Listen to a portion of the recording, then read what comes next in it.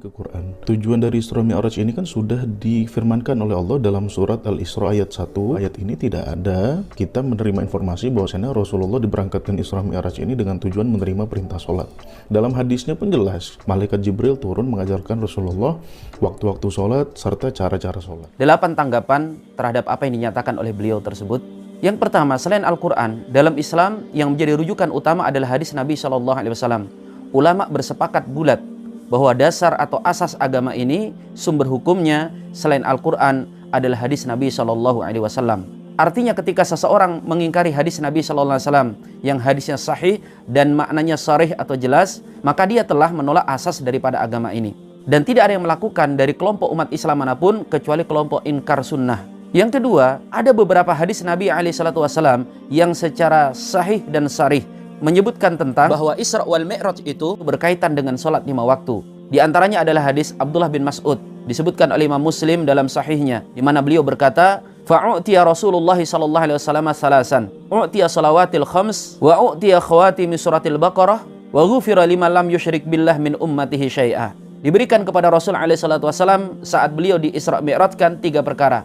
Yang pertama adalah sholat 5 waktu, dan yang kedua adalah akhir surah Al-Baqarah, dan yang ketiga adalah janji dari Allah bahwa umatnya pasti akan diampuni bagi siapapun yang tidak mensekutukan Allah Subhanahu wa taala.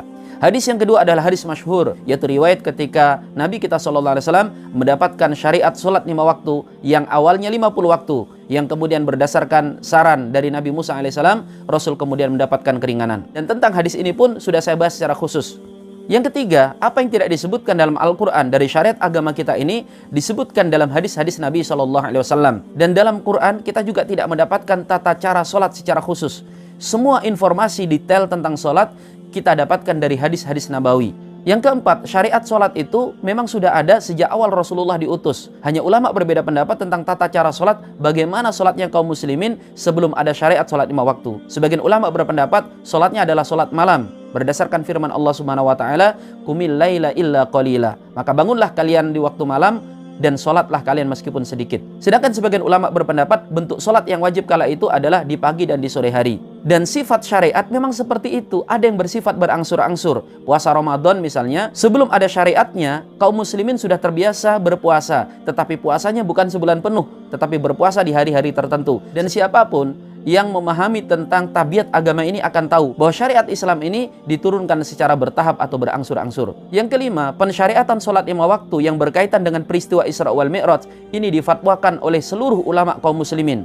Silahkan buka dalam bahasan fikih atau kitab sejarah ataupun tafsir sekalipun, maka ketika para ulama membahas tentang Isra wal Mi'raj, mereka akan menyatakan itu adalah awal mula pensyariatan sholat 5 waktu. Yang keenam, jika dikatakan bahwa tentang pensyariatan sholat 5 waktu ini tidak disebutkan dalam Al-Quran, justru para ulama tafsir ketika mereka menjelaskan ayat pertama dari surah Al-Isra tersebut, mereka menyebutkan tentang pensyariatan sholat 5 waktu.